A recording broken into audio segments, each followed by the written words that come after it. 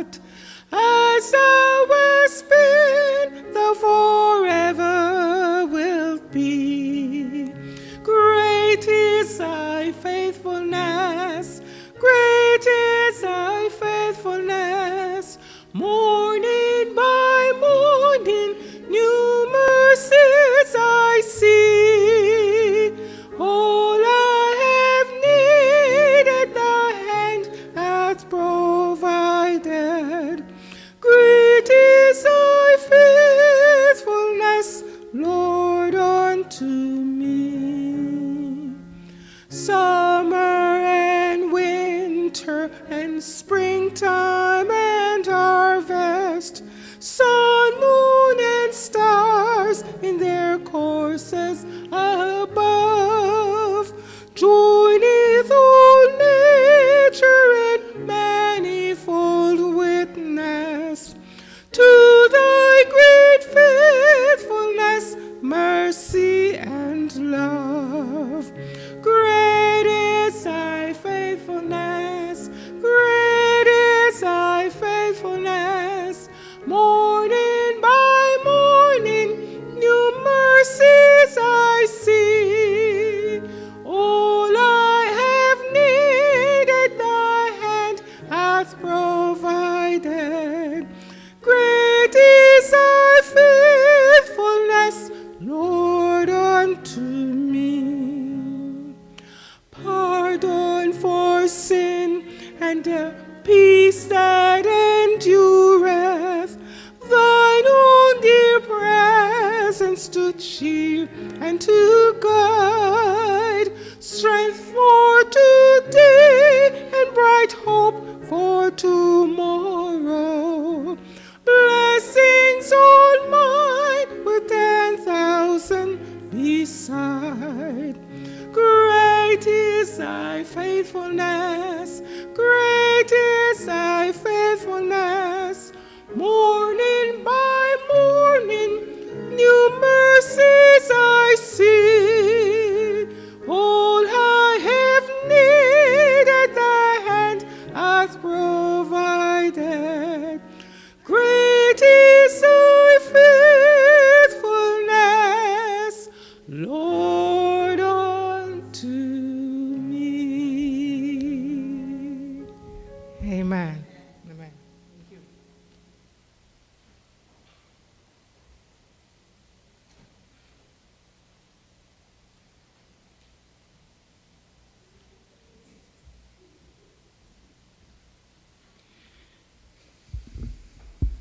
Still live one. Thank you very much, Sister Louise, for leading us out in song.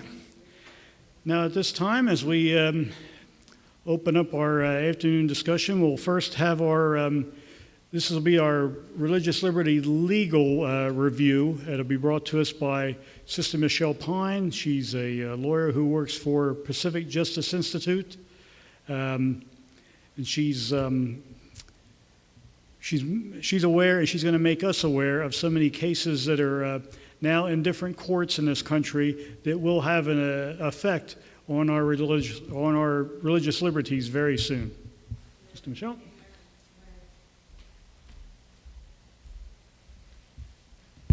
Good afternoon. Hold on just a second. Let me just.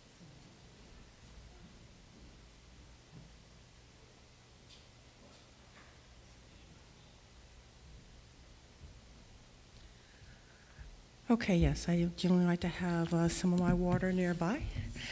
Well, I thank everybody for returning this afternoon. And every quarter at this church, what we try to do is we try to give a religious liberty update on what's happening around this country and around the world. Earlier today, after Brother Kane presented his sermon, we handed out a packet to at least each family with regards to magazines from Liberty, and we also thank the North American Division for Liberty Magazine and their kindness in giving us some of their latest issues. And so a couple of the issues we have included in the packet were the November-December 2023 edition, along with the January-February 2024 edition. And we also thank the Voice of the Martyrs. that have been gracious and allowing us to have their most recent issues of their magazine as well. And The Voice of the Martyrs is a good magazine to look at in terms of religious liberty around the world. And so I will get to a little bit more of the packet a bit later. Generally, when I start off with my presentations, I like to talk about the fact that religious liberty is a lifestyle, and it impacts every area of a person's life. Freedom is for everyone. And one of the ideas that we have at this church and even in my organization with Pacific Justice Institute is that if you're going to address religious liberty matters, you need to discuss all of it, not some of it. Address both sides, not just one side. And that's actually also what's good about Liberty Magazine, because I feel like with a magazine that's been around since 1906, that Liberty definitely tries to do that by addressing the entire issue as it relates to religious liberty. And I'll give you an example when I say the entire matter. So some of the topics I'm going to discuss include schools, include employment, include parental rights, some recent New York legislation, a few international concerns, and what I call select freedom. So in the packet that we have available, and also we've made some of these materials available on our website, our church website, so that you can go back and take a look at these links. I think it's important that you're able to get a feel for the types of cases and issues that we're addressing today. But the first thing I wanted to talk about pertains to schools and parental rights. What I wanted to do was to start by comparing a couple of complaints that have been recently filed.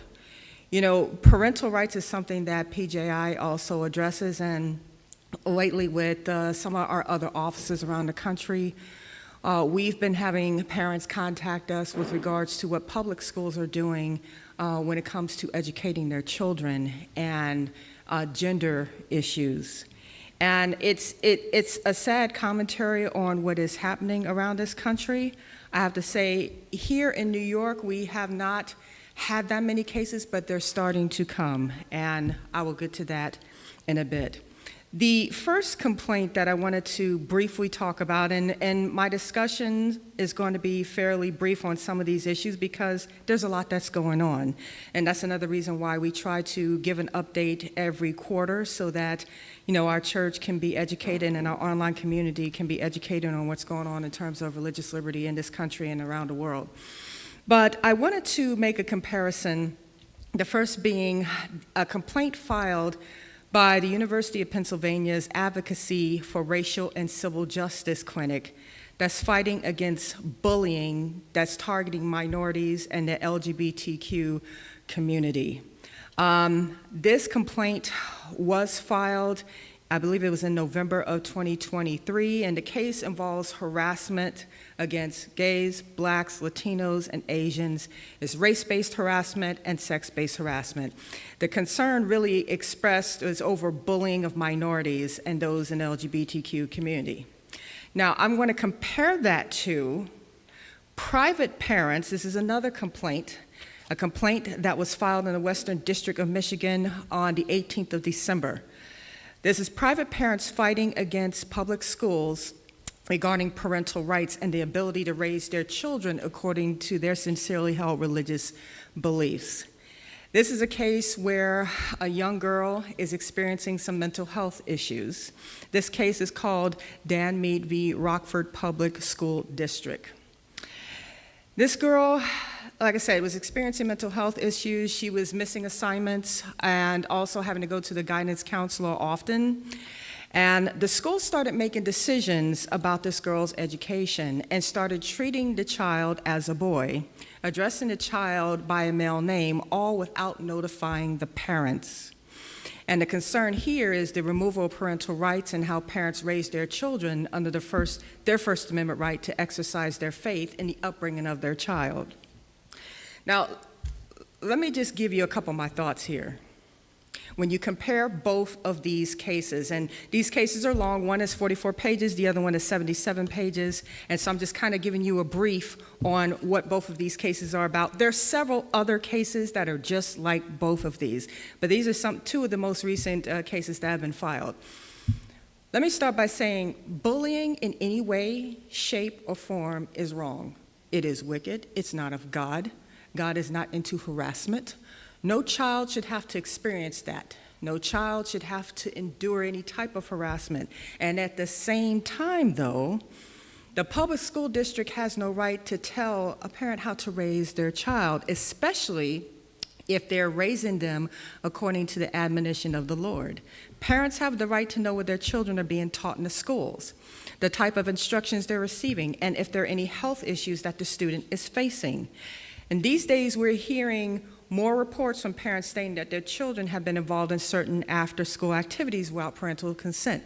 I know that when we were up here in November, we talked about a case in New York where we had a parent that called us up and their child was 17 years old, but apparently for several years, that child was involved in after-school programs that was geared to the LGBTQ community, to the point that he comes back to the house, he's disrespectful to his parents, basically says, he wants to be a girl, and, it was so distressing to the mother, but because the child is 17, there's not a whole lot that can be done except to even possibly look at emancipation. But it's because you've got public schools now that are doing this behind the backs of parents, and you're seeing this more and more around the country, that I thought it's important to bring this to the forefront to let the church know that this is happening. In any case, we put the links to these cases and made it available on our website. So take a look at these cases. Honestly, I wanted to give you a big picture, because a lot of times we're focusing on, parental rights being removed, and I think that's just horrendous. But then at the same time, you're dealing with the issue of bullying and harassment against minorities, and that's not good either. And at the end of the day, the answer is prayer. Let's be real. At the end of the day, the answer is prayer. These are real issues, but you're seeing the big picture and how both sides are angry and are like, no, you know what, I'm going to stand up, I'm going to fight, this isn't right. That's why I say we have to pray, especially for our young people. Recently, New York had a gender transition case, and actually this is a case that we're possibly looking into. We don't have enough details on it, but it's the father that's losing his right to have a say in any medical decisions involving his son. So this is another case where you have a young kid that he starts off as a boy, then wants to be a girl, and now is going back to being a boy again, but now the father loses any right to have a say in medical decisions involving his son. And then there was a link actually to the article, and I put, again, these links on the website, to a Montana case where parents lost custody of their teen daughter that wanted to transition to a boy. These are real cases. These are real cases. So I thought I would start with a bit of a thought question that I would throw out to the audience here. What do you say to a parent that says, well, I want my child to be free to be themselves. I don't want to force my child to be what they don't want to be. I want them to decide for themselves. And I got to tell you something, I've had family members and friends who have said that to me. Look, I don't want it ever said of me that I was a bad mother or a bad father, that I forced my kid to do something they didn't want to do. And so I want them to be free to be themselves. And I mean, these are genuine people. They genuinely believe that. They genuinely feel that way. What do you say to them? Now, keep in mind, in New York, the standard according to the New York domestic relations law is best interests of the child when it comes to custody and visitation arrangements. And the court is required to balance the balance the ability of each parent to meet the needs of that child. And that includes spirituality, amongst other considerations.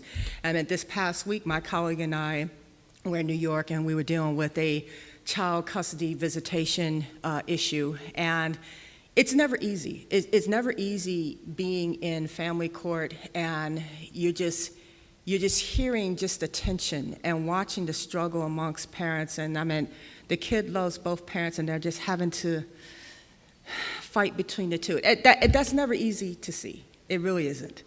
But I thought I would throw, that's my first question. I thought I would throw that question out is that for parents who say, I want my child to be free to be themselves. I don't want to force my child to be something that they don't want to be. Because like I said, I've heard that from family members and I've heard that from friends. What has been a response? If somebody has a comment on that. Oh, Sister Hill.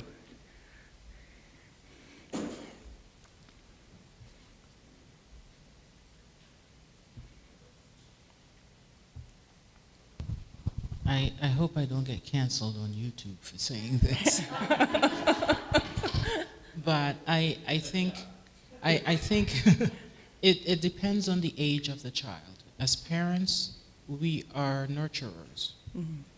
And up through the point where we feel that the child has been nurtured, we have to do our jobs. And if a child is 5 years old and they're saying, Mom, I want to be a girl when they're a boy, or they want to be a boy, they want to be a rabbit, mm-hmm. I'll say, okay, let's play rabbit. And we can play rabbit until they've had enough play, and then they want to be a horse.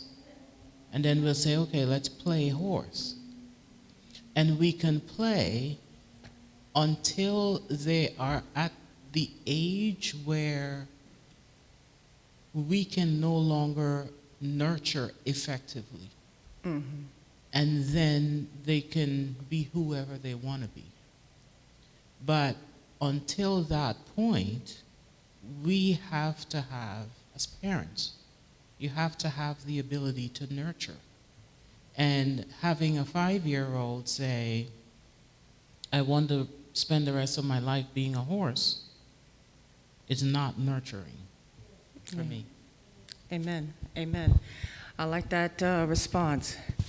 And so, I mean, that's the thing is that, and the best way to be a good parent is to have a God-fearing foundation. I'm not a parent, but I'm thinking of what my parents did for me and my brothers and sisters, and I have to say that it helps that they have a God-fearing foundation to show a child the way to go, you know. Continuing on, so another case that has come to us is a case from New York where we have a designer that apparently she had a couple that wanted to have her design some clothing for same-sex wedding, and being a Christian, she declined to do that. And so a complaint was filed against her, and ultimately there was a ruling that have her paying over $20,000. And so she filed an appeal. These are the types of cases that are coming to through our doors, okay, just to kind of keep in mind. Going on to religious organization cases. So there's an article, and I believe we have the link to that, and it's entitled, We're Christian and We Hire Christians, where religious organizations have autonomy to hire or retain employees based on their beliefs under the First Amendment, but it can get complicated. There's another case that my colleague sent to us recently, and this is a decision out of the Eastern District of Missouri, and this is the Patricia Conway v. Mercy Hospital case. And so this is a person who was subject to the mandate and objected to it. And so the response was that the defense filed a motion for summary judgment, basically saying that because this was a religious entity, it's a Catholic hospital, that they're exempt from religious discrimination claims, and the court agreed with them. I brought this up because this seems to say that though you may be religious in your objections to a mandate by a religious organization, that same organization can discriminate against you based on your beliefs. We actually even faced that in some of our hospitals, in our Adventist hospitals, where you had Adventists that say, no, I object, pursuant to my beliefs, I'm not going to submit to this mandate, and they were terminated. And that's another reason why I say that your faith, your religious experience, cannot be based on an organization. It has to be personal between you and God. Some more recent New York legislation, and again, if you want to see these cases, the citations are on our website. I know that there was some discussion for the past month or so about the Chick-fil-A matter being forced to open on Sundays. And part of the idea here is that travelers that are on the New York Thruway should be able to have restaurants that are open for their convenience. But there's another article where it says that there was like some commentary that the drafter of the bill didn't like Chick-fil-A's stance regarding biblical marriage and the impact on the LGBTQ community. The Assembly bill that is pending right now is New York Assembly Bill AO 8336. And you should take a look at that particular bill. I did print it up. I'm not going to discuss it right now because our time is short. But again, the link to that is on the website. Take a look at that bill because Chick-fil-A, that has been around since what I want to say the 30s or the 40s, they have always been closed on Sunday. And in fact, there's like a link. When you go onto the website, you can click on that link and it's a big window appears saying closed on Sundays. And it goes into a bit of an explanation on that. But now you've got legislation that wants any restaurant that's going to be in a three-way to be open on Sundays. And so that means Chick-fil-A could not have one of their restaurants on the three-way. That's what's being proposed. Or any restaurant that wants to remain closed on Sundays could not be on a three-way if this bill goes through. And that's something to think about. I think it's interesting, you know. In any case, something to keep eyes peeled for. Another issue that came up was the quarantining of contagious people, Borrello v. Hochul. And there are links to this as well on the website. And basically it's saying if a person is deemed to have a contagious disease, the government would have the right to quarantine that person. And one of the things that the attorney who had filed this matter was saying is that this could actually impact a person's children. So if a person's child is deemed to be contagious, they can take that child away. And I'm like, that's ridiculous. That's insane. But, you know, that's where we are. That is society right now.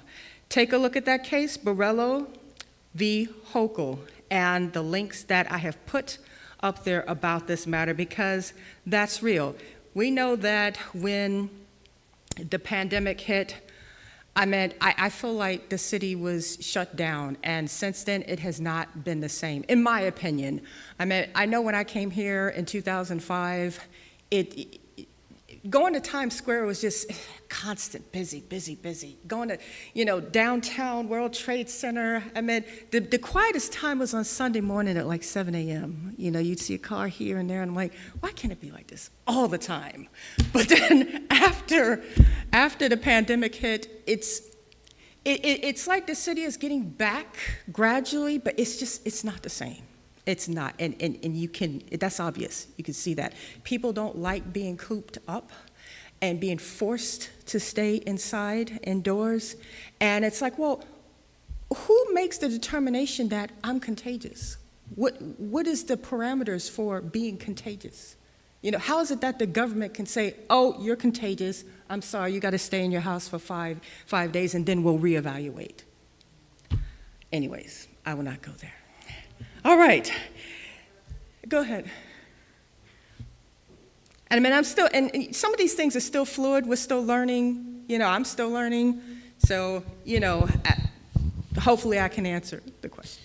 I read there was a situation in Oregon, I believe it's Oregon, where a woman had tuberculosis. And she was told to quarantine, but she did not. And she was roaming around Oregon for about a year. Mm. I don't know if she infected anyone else, but the cases of TB in that area had gone up, and eventually they got a warrant for her arrest because she would not quarantine. Is that case with versus Hochul in any way related to that situation, if you're aware? In Oregon? I'm not aware of that. I meant, and also I'd have to see what the Oregon law is or what that particular case pertains to. I meant because I know that Oregon is more of it is also like a fairly liberal state. What I'm finding from some of these cases in New York, especially when it comes to these very strict laws that are even being proposed in the legislature, is that when the pandemic hit, New York was heavily impacted. The hospitals were overflowing. And because of how many people did not make it, how many people were sick, the fact that the city had to shut down in some aspects, they don't want to go through that again. That's one of the things we're running into with some of our cases, healthcare workers that we have sued on behalf of, sued other entities for in terms of the pandemic and them, wanting to stand up for their sincerely held religious beliefs. It's this argument of health and safety. And I have to say, health and safety, it's a hard argument to overcome. It really is. I don't know specifically what happened in Oregon, except for what you're saying. I could certainly ask my colleague one of my colleagues that's based in Oregon about that particular case, because I know it, the laws in every state is different, are different. But the thing is that health and safety is a serious issue. It's just the idea of a government determining when you're contagious and how long you're supposed to be housebound. That it's up to them to determine when you can go out of your house. That's what's troubling to me. And then there's discussion of different, different camps. So away from your house, but a different type of camp set up for those that are contagious. And then, once that person gets better, once they're deemed to be safe or free from the disease, and then they're free to go about their daily lives again. I don't like where that's going, and so since a lot is fluid right now, I don't think anything is quite set in stone yet, because they're appealing this particular decision. It's hard to say, but I will just say health and safety is an argument it's hard to overcome. It really is, because we do care about our fellow man. We don't want anyone who is sick to be infecting other people, potentially infecting other people. But where do you draw the line? That's the thing. Who makes that decision on where you draw the line? And it just seems like with some of these decisions, it's the government, Department of Health working together saying, okay, well, these are the standards, these are the guidelines. And one of the things I noticed too over the past few years is that when the pandemic hit, the CDC guidelines kept on changing. And that's why it made it difficult for us in some of our cases, because one day the CDC says, well, in churches you need to be 6 feet apart. If you're singing, you need to be 10 to 12 feet apart. And then that changed. You can only have 25 people in a church. That changed to allowing 50 and then gradually more people. But the guidelines kept on changing. And so one day we're saying this to people, and then the next month we're saying something else.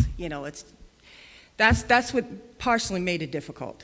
And then once the president released the emergency authorization, then it's kind of like some of the mayors are saying, well, you don't have to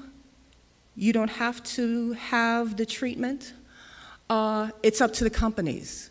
The companies can say, can have their own mandates in place. And, we still ask you to be cautious. If you're not feeling well, stay at home.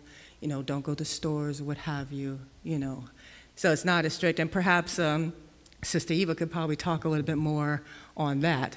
But that's what we've been seeing. And yet, because of the fluidity in the law over the past 3 years, that has caused us difficulty in terms of the cases that we handle and what we can do in terms of our advocacy for our clients. But, we keep everything in prayer because God is able, There's another bill that is impacting children and gender selection. This is Assembly Bill A012383, Equal Rights Amendment. I think one of the issues with this bill, and it passed the Senate, and it was sent to the Secretary of State, it's the way the bill is written. The way the bill is written, it would allow children to make decisions about their health.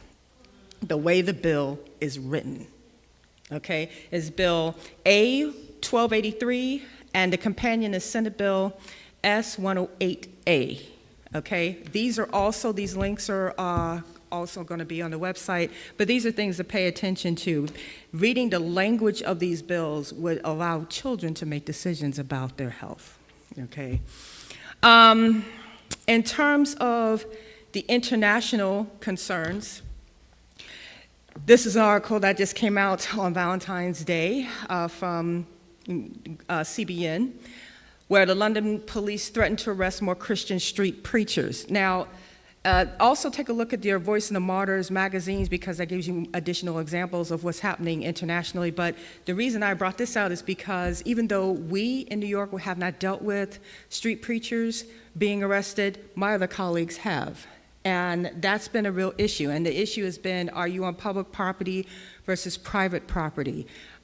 What is your message? How loud are you talking? Are you near school children? Because that's the latest case, actually, is that one particular guy who thought that he was on public property away from the school, and he was just preaching. I don't know how loud he was preaching or how long he was preaching, but he was near a school, and ultimately they wanted to arrest him over this. That's where we're starting to see, and it's only a matter of time when we start seeing these matters in New York and New Jersey. But just keep in mind, it's not just the United States, you're seeing this around the world, and here's an article where they're saying the London police threatened to arrest more Christian preachers, so just something to be aware of. I want to spend a little bit of time on some employment law issues, and one of the problems that we're seeing right now is that you're getting employers that believe an employee has not shown that their beliefs are sincere or genuine. We're seeing that a lot. And honestly, you're not held to a standard of maintain a certain belief for a set amount of time. People can change their minds, okay? But when you're trying to tell that to an employer, it's almost like they don't want to hear that. But we're getting cases where the employer is telling employees that the employee has not expressed a sincerely held religious belief, and therefore their request for accommodation is denied. Now, one of the things I have done, I have provided some links to the EEOC. These are long documents, but I just printed out a few little clips. Is a section 12, religious discrimination. I think it's important that everyone takes a look at this. Like I said, the link is available on the website. That gives you an idea of what the U.S. Equal Employment Opportunity Commission has to say about religious discrimination. There's another section that is called What You Should Know, Workplace Religious Accommodation. Very important that you take a look at this. According to 42 U.S.C., United States Code 2000 EJ, religion includes all aspects of religious observance and practice, as well as belief. Unless an employer demonstrates that he is unable to reasonably accommodate an employee's perspective of religious observance or practice without undue hardship on the conduct of the employer's business. When an employee has a religious belief that conflicts with a requirement of employment, the employer must offer the aggrieved employee a reasonable accommodation unless it would cause undue hardship. And that's cited in the Cosme v. Henderson case out of the Second Circuit. But then there was a U.S. Supreme Court case out of 1989, Frazee v. Illinois Department of Employment, where it says, the U.S. Supreme Court rejected the notion that to claim the protection of free exercise, one must be responding to the commands of a particular religious organization. And I say that and note that because of the fact that some companies have said, well, you know, we don't have a letter from your pastor or from your priest about your faith. So, you know, I just have a question mark of your sincerity. And it doesn't matter what the pastor or the priest has to say, because according to the law, it boils down to what you personally believe. And that's important. And one of the things that I have been telling people is that when it comes to asking for religious accommodations and exemptions, if you need to complete a religious exemption request, make sure you write your own statement explaining your faith and what it is about your faith that says, I can't do this, I cannot do this. It's fine to have your religious leader write a letter for you, but really the companies want to hear directly from you, okay? Don't copy a letter from the internet, okay? And the reason I say that is because what will happen is you'll get an employer that'll bring the employee in and say, you know, I'm reading your statement, and this is part of the interactive, meaningful cooperation context, because there has to be that type of interactive process where you're sitting down and trying to discuss accommodations or various accommodations that can be made. So if an employer sits an employee down and says, you know, I was reading your statement, and you said X, Y, Z, and the employer's like, oh, yeah, really, but they can't really talk and engage because they didn't write the letter. Their religious leader wrote the letter, or their lawyer wrote the letter. It has to be from that person directly. The employee who is impacted needs to write their own statement, and it's good that you give a testimony, because then if the employer or your supervisor pulls you aside and starts asking you questions, it's free-flowing. You know, there's no hesitation. This is why I can't do this. This is why this is a problem for me. You know, that conversation is easier to have. One of the reasons I put the EEOC steps down, I'm not going to go into for time, is because we're getting a lot of people who are coming back to us who've lost their jobs because of their sincerely held religious belief, but they lost their job in 2021. And because there's statute of limitations involved, because you need to go through the EEOC, your New York Division of Human Rights, many people don't even know that, and they're losing their opportunity to be made whole again. And so I put these steps down so that at least it can be said, you know what, I know that this church gave me the resources that I need, so I can go and try to look into this. I just think it's sad when I hear these stories like I heard just this past week, individuals who have contacted us and said, yeah, I lost my job, and can you do something? And I lost it 2 years ago, and others who've lost them 3 years ago. Did you file with the EEOC? Well, no, I didn't know I had to do that. There's really not much that can be done. Sister Louise.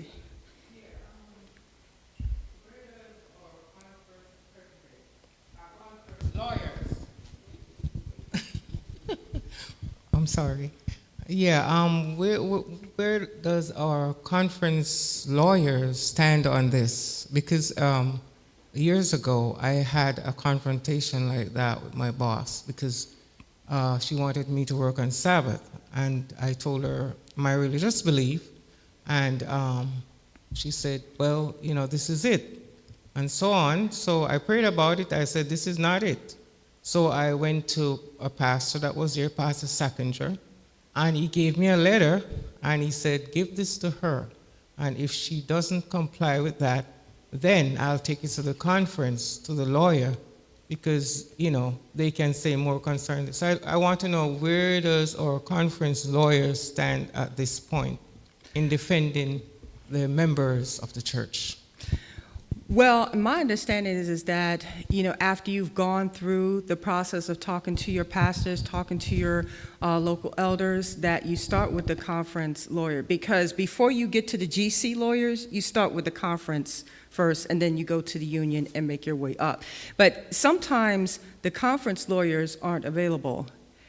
Just being honest, and what winds up happening is, and some of our members are having to go to organizations like mine, going to organizations like Liberty Council and First Liberty and others that also fight for religious liberty.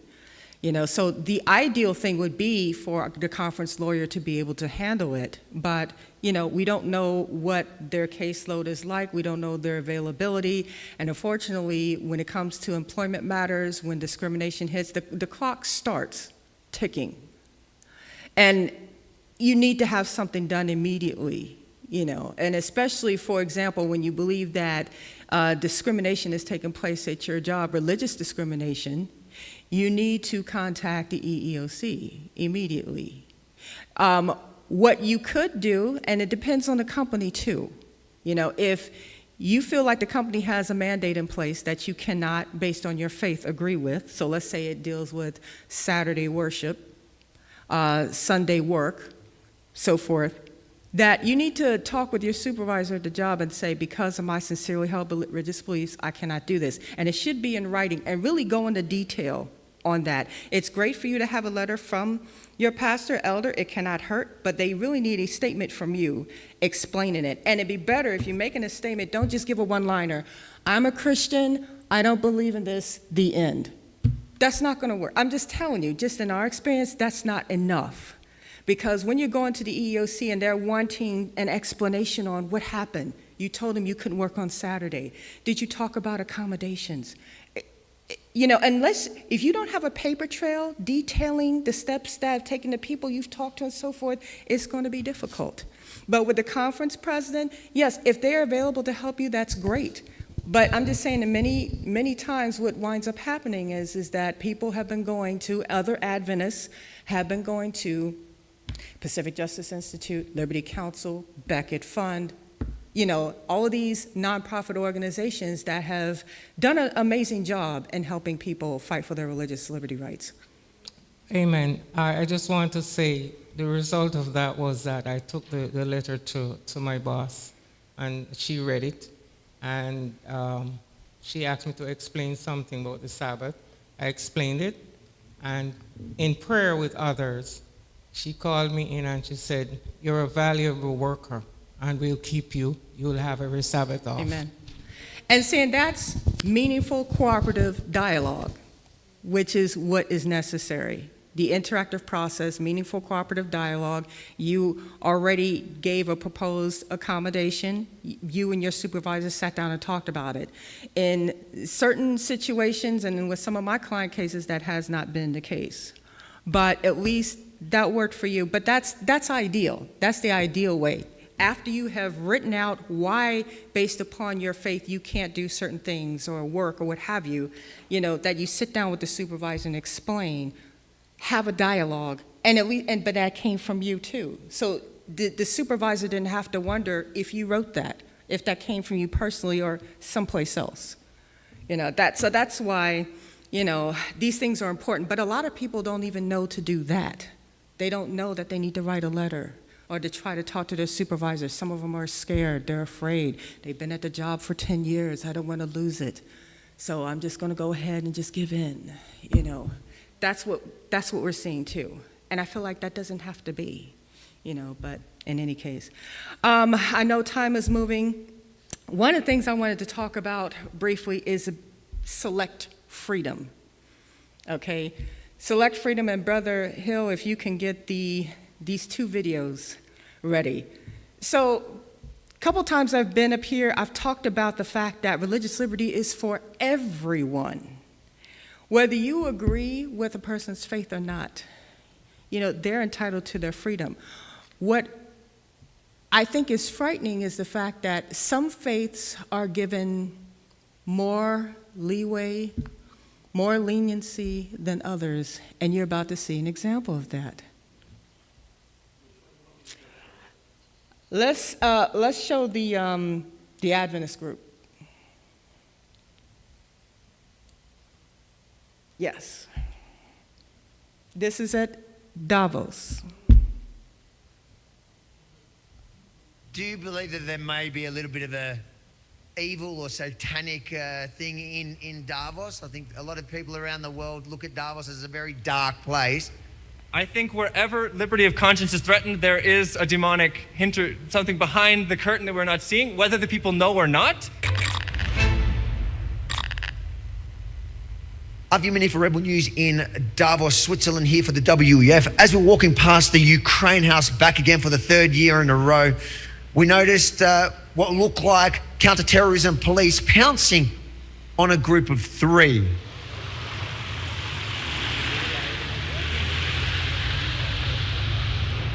Hey guys, can I ask what happened? Allowed to do this. Oh, what is it? We have religious books and about Christian. Oh, you guys are Christians and you got stopped. Was it because it was outside the Ukraine House or? Not allowed to. We're in sale, nothing, you know. It's just for free, but he said it's not allowed to in Switzerland, here in this town, so we have to go. For the town here. You need permission to give. To give Christian literature here, and that's all. And it's about freedom of conscience, actually, is what we're sharing about. Yeah. But we're not allowed to. So did you guys travel here as Christians to the WEF to try? Share with people. To get to have opportunity, because it's also, we believe prophecy, it speaks about what's going to be happening soon and that liberty of conscience is threatened. And so we want to share with people that people can believe what they want to believe, but they should have the ability to believe what they want to believe and to choose to believe something else, and information is being more and more restricted. It's not new, no. It's always go further and further. This is the past, this is right now, this is the future, you know. This is right here. So this is for free. This is important material. This is not anything which comes on the commercial every day, you know. This is behind the curtain. What made you travel and where did you come from? From Germany, so. I'm American, but I live in Italy. So what made you come here to Davos to do this? Why? Because there are people here that need to hear this, that it's a meeting of people all over the world, important people who are making decisions, and even people who are just here to visit, but that we wanted to have the opportunity to share with them that liberty of conscience is threatened and they need to know what's coming. Do you believe that there may be a little bit of a evil or satanic thing in Davos? I think a lot of people around the world look at Davos as a very dark place. I think wherever liberty of conscience is threatened, there is a demonic something behind the curtain that we're not seeing. Whether the people know or not, I don't know, but I believe that this pushing together of world religions, of world governments, of world economic situation, I believe that's not going in a good direction. I believe that is demonic. Yeah. Okay, so are you guys just going to pack up and leave, or are you? We're going to see maybe with the local police if we can get permission to share here. We'll see, because by the post office they said we can try. And can you describe us? What were you here? You were just stationed there doing it, and they came and they surrounded you. That looked like counter-terrorism kind of squad. Police for just us. Which you say is coming up like this. And you also believe that this is something like this? That there's something evil behind, or not? I think if you can bring Klaus Schwab to God, then you good on you. But I don't know if he's really human. God bless you guys. Thank you guys too. You can stop. So I'm glad they were out there, because somebody's going to see that and be touched. Now, let's take a look at the other side. And Brother Hill, I only want to show this person coming in and doing a little chant. I don't want to go beyond the other. Okay, yeah, this is inside of the World Economic Forum. A tua irmã Chaya no Camaru Anuri, no Camai, no Cauacá, na Anuri, no Yuyuá, na Warron Chinambo, Panque, Tu Chinam Chaval aqui, Chinamo Kikirani, Tsai Chavai Kirani, Tsai Makikirani. Now, this goes further. There's some things that, this is a witch doctor, okay? They allowed her to come in. My understanding is that there was an agreement that allowed her to come in and chant and pray and what have you. Here you've got Adventist Christians outside that want to give free literature, and you've got the counterterrorism group surrounding them. This is an example of what I mean about select freedom. If you're going to let a witch doctor in, okay, that's her faith, you know what? That's religious liberty. That's the thing. I may not agree with it, but that's what she wants to do. If you're going to let her in, you need to let the Christians in too. But see, that's how I feel. You know, in any of these other religions, let them all in, okay? But you're going to surround them with the counterterrorism group.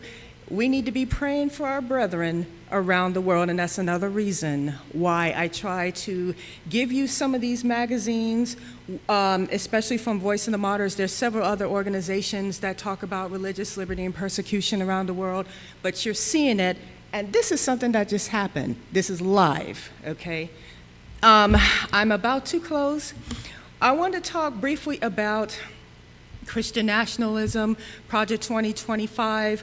I'm going to leave really most of that up to you all to look at, but if you can take a look at pages 585 to 589, this is Mandate for Leadership, the Conservative Promise. This is the push to bring this country back to the point of being a God-fearing nation, but there are aspects of this that are going overboard. And when you look at pages 585 to 589, this is an over 900-page document, you're seeing why there's a concern, because their idea of Sabbath rest is not resting on Saturday, okay?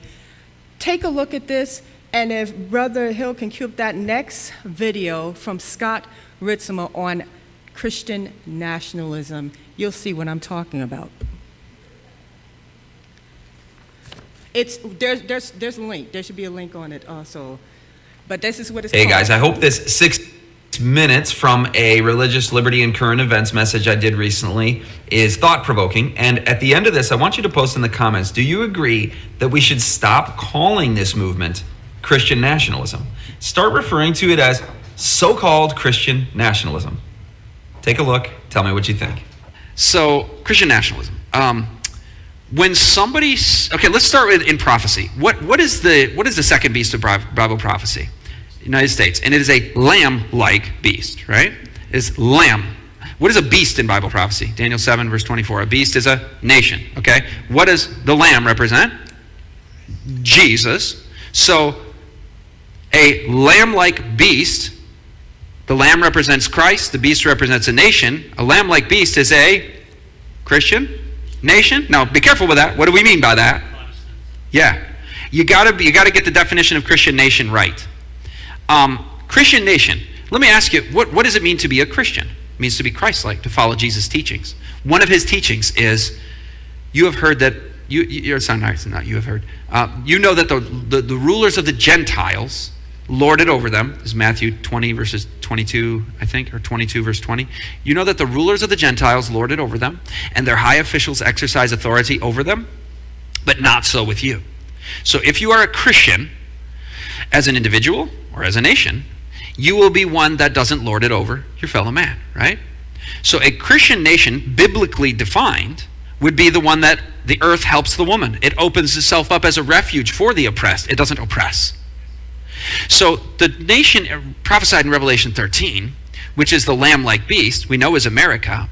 It's lamb-like. It's a Christian nation that is tolerant of religious viewpoints, not oppressive. It is Christian in the sense that, at least constitutionally, I'm not saying that's what's going on in practice, but constitutionally we were founded as a nation that respects liberty of conscience, right? Could that not appropriately and biblically be defined as a Christian nation? How about this? The Vatican. Is that a Christian nation? It is a nation that uses coercion. Okay. It is not a Christian nation. It is Antichrist. So when I hear Christian nationalism thrown around these days as a slanderous term, I want to vindicate the name of Christ. I'm like, wait a minute, you just used the word Christian. I want to protect that word. When people say to me, oh, Christianity, this most wicked of entities in history in the Dark Ages, and oppressive and intolerant and genocide and crusades and inquisitions, I go, you're talking about Antichrist. Biblically, what you described is called Antichrist and of the devil. So I don't like when people say Christianity is all these dark and bad things. I'm not going to own that. I'm going to correct the record on that. So I always say to the brother who says that to me, or the agnostic, I say, now hold on, I'm with you. All of those things were terribly evil. But I take issue with calling it Christianity, because biblically that is counterfeit Christianity. The Bible calls it Antichrist. Same thing with Christian nationalism. If there is a thought trend out there That is, we must impose through the dominion God gave to us worship on the land, and people must have Sabbath laws and these kind of things. That's an idea that's out there. It's been out there for many decades in Christian. It wasn't called Christian nationalism. When I wrote my book, it was called Christian Reconstructionism, and it was called dominion theology. Today, they're calling it Christian nationalism, but I don't like that term because it's taking the name of my Lord Jesus Christ in Christian, and we're going to oppose it? Now, how is that rhetorically to our evangelical brothers and sisters, right? Come, join us, and stand against something we call Christian. Stand against Christian nationalism with us. But wait, aren't we Christian? It's confusing, isn't it? So we should call it maybe counterfeit Christian nationalism. We should call it anti-Christian nationalism because it's taking a page out of the Antichrist. And by it, I mean those ideas that are saying impose religion, impose the first 4 commandments on people. I'm hearing some amens. I'm hearing that some people are jiving with me. We have to define our terms is really what I'm getting at here. You got to define it. So what I want to take that name back and harness it for Bible prophecy and the glory of God. That a truly Christian nation is one that doesn't use coercion to mandate people's conscience.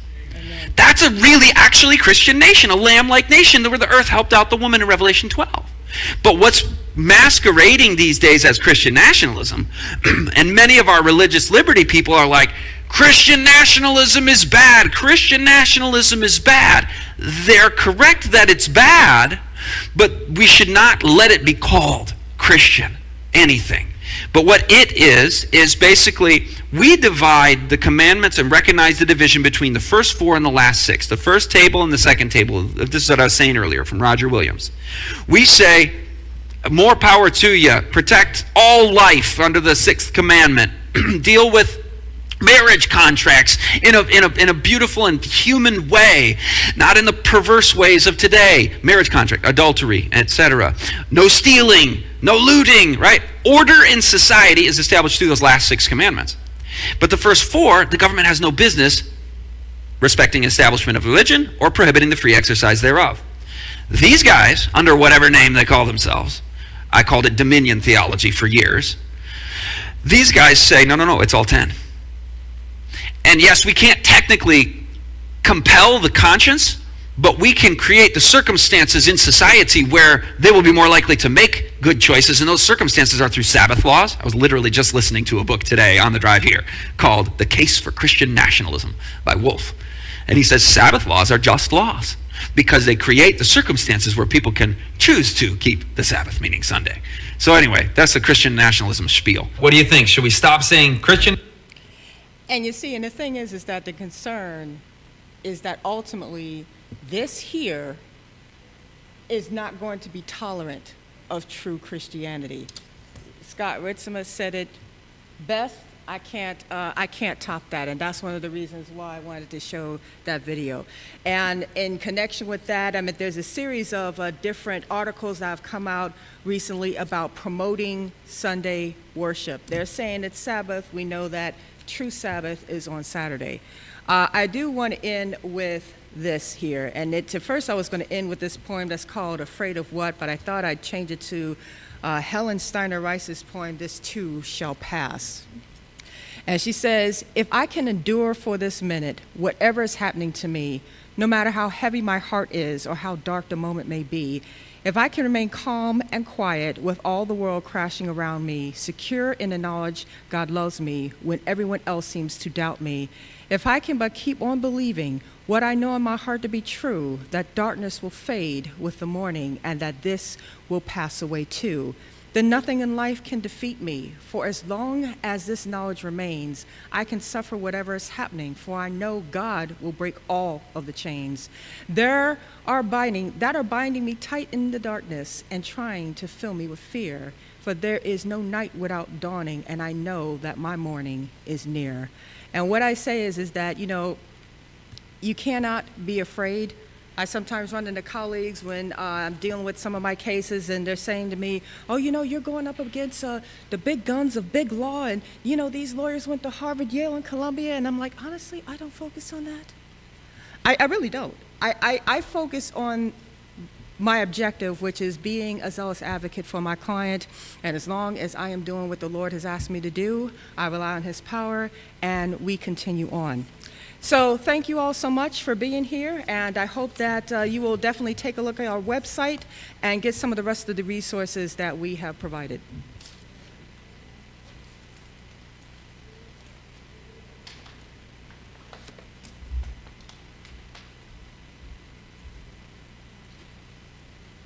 Thank you very much, Sister Mishael. The amount of papers this young lady carries is very impressive. Now, we're not done yet, so now we're going to have Sister Eva Tompkins, who also has a law degree. Do you still practice law? I don't know. Oh, she's still licensed, and she is up on the current state of digital currencies and stuff, which is very practical. And as with the religious laws that are in the courts, what Sister Eva is going to present now are things that we need to be aware of, not so that we're scared, but so we'll be prepared to handle these challenges when they come up. Sister Eva?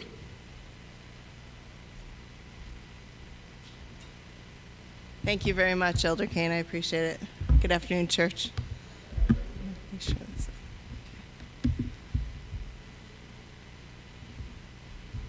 Okay. So I should have some slides. And I'm going to be talking about a few things this afternoon. Of course, I'm going to be talking about central bank digital currencies, which are known as CBDCs. But I also want to talk about other changes in the financial system that are being, all of the things that I'm talking about have a common theme.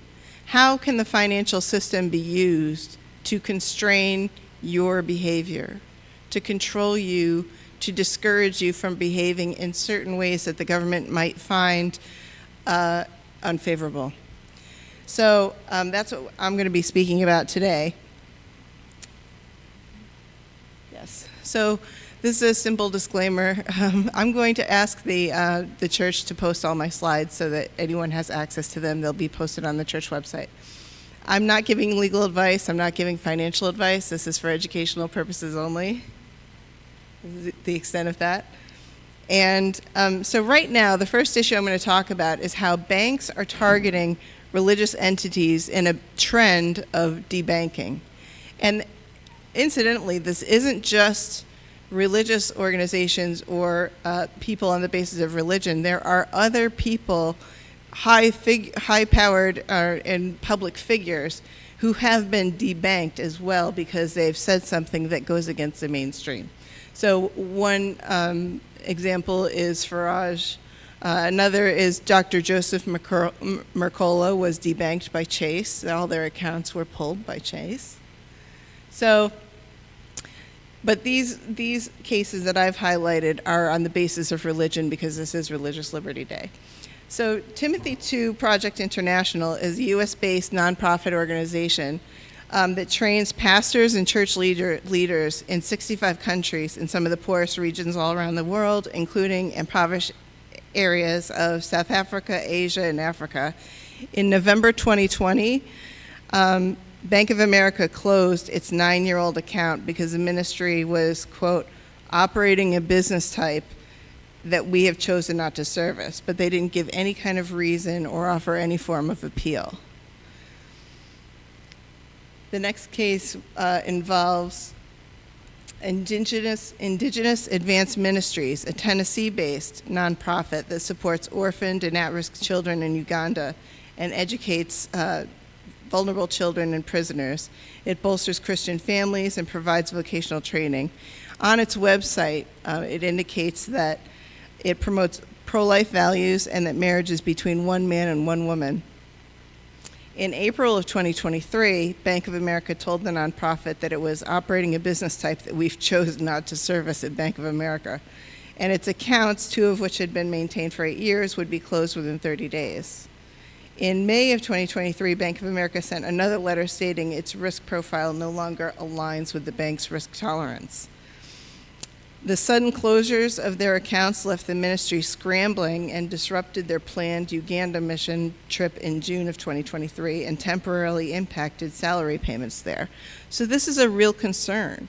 This is a real concern for anybody really who wants to exercise their beliefs, who wants to support people around the world, and who has employees around the world that they need to pay. So for a major bank to pull your accounts because of what you're doing, no one should do that. In fact, ADF Senior Counsel Jeremy Tedesco said that no American should have to worry that a financial institution will deny them service based on their religious beliefs. But Bank of America appears to have done just that. And he's right. Like, this behavior, what are they trying to say? What did these organizations do to have their accounts pulled? They did nothing. They were just pulled. And so the Bank of America is not the only one, though. Chase also has done this. Chase did this in the case of Dr. Joseph Mercola. But in 2022, Chase also did this with the National Committee for Religious Freedom. They abruptly closed the bank accounts, and they're basically a faith-based nonprofit organization whose mission is focused on defending the right of everyone in America to live one's faith freely.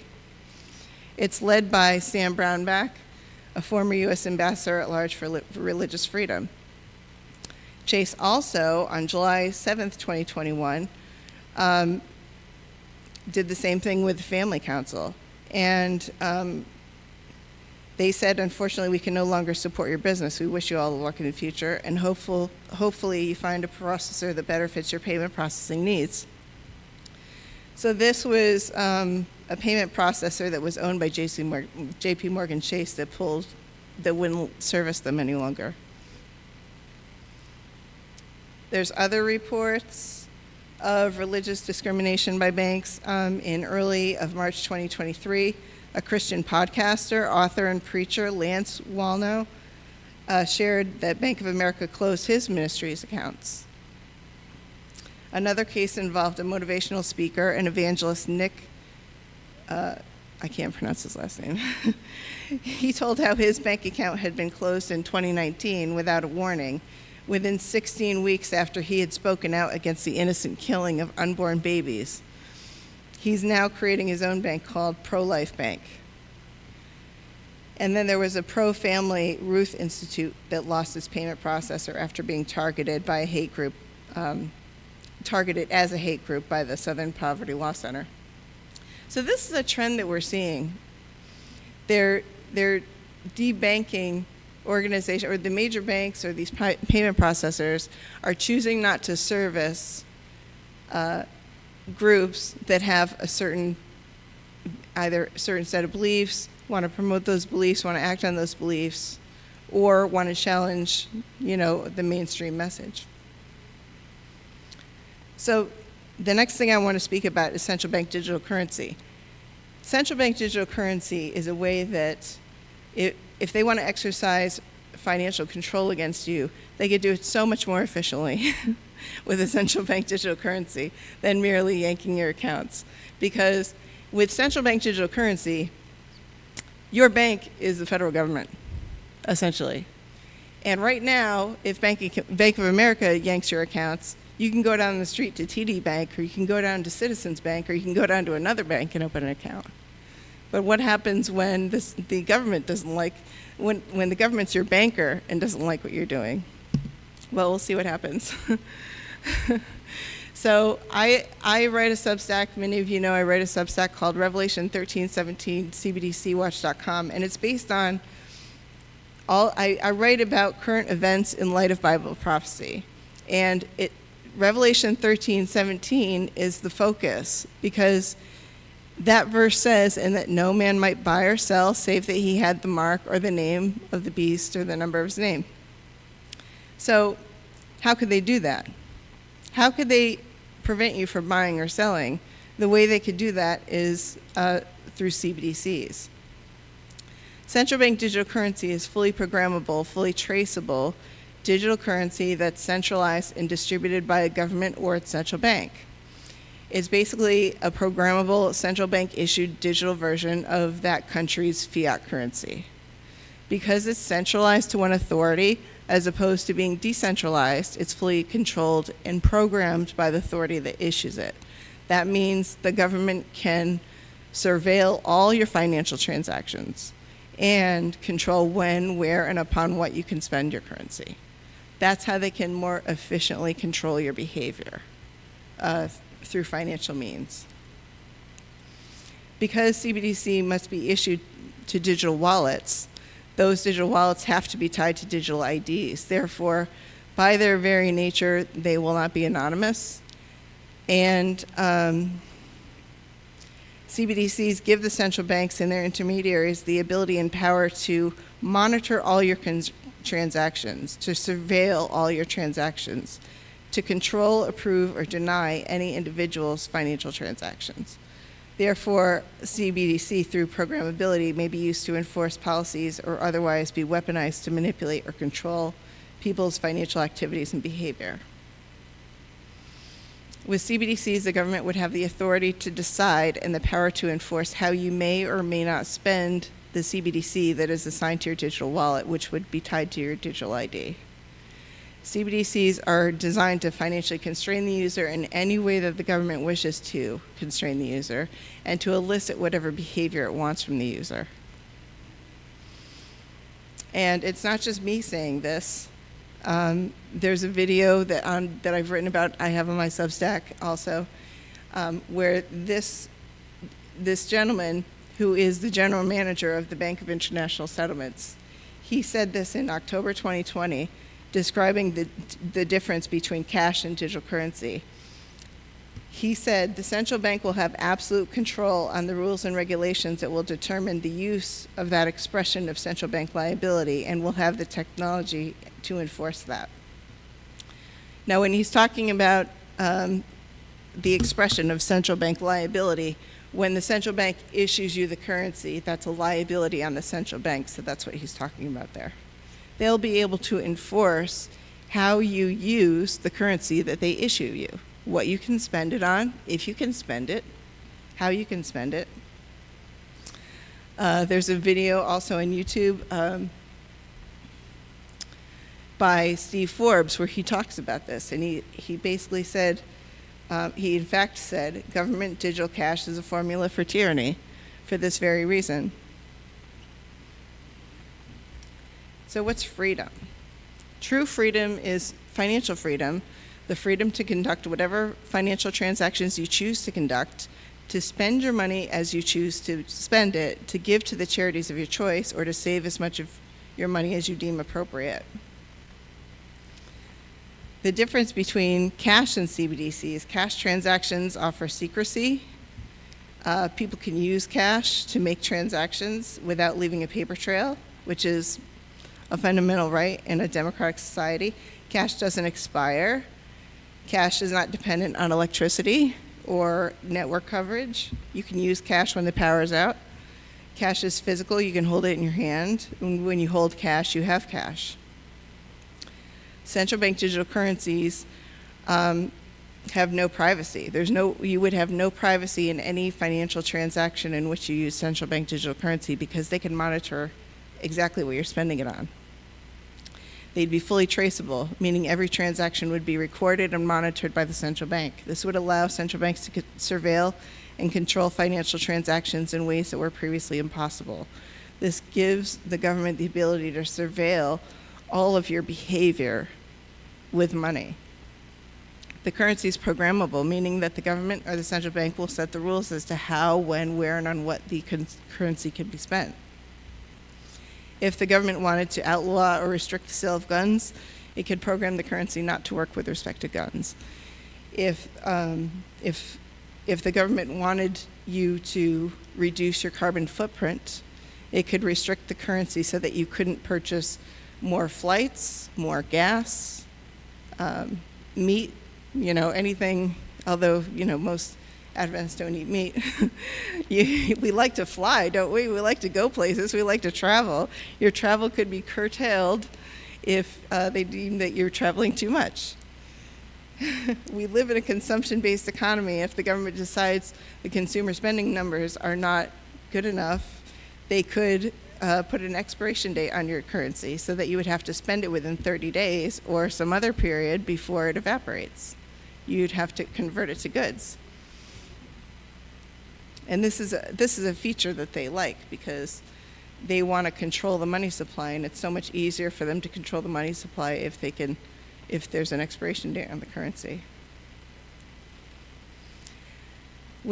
So these are more examples that I have here. With central bank digital currency, the government can see all of your transactions in real time and tax each person accordingly. They can impose negative interest rates, which would cause a portion of your money to be periodically deducted from your account or your digital wallet. And this is not unheard of. Japan instituted a negative interest rate policy in 2016 and still, as of 2023, maintained a negative interest rate policy. So although we've seen the Fed raise rates, and they raised rates a lot in a short period of time, if they were to take rates down to zero, they could, go negative. The possibility would be that they could go negative, and if you had central bank digital currency, that would mean they would deduct money out of your account to pay for that interest rate. The government could mandate that any and all booster shots must be taken, and they would have the ability to turn off your money if you do not comply. They could turn off your money if they don't like your political views or what you post on social media. They could turn off your money if they don't like your religious beliefs. If they passed a Sunday law, they could deduct some money from your account or restrict your account if you did not comply and worship on Sunday.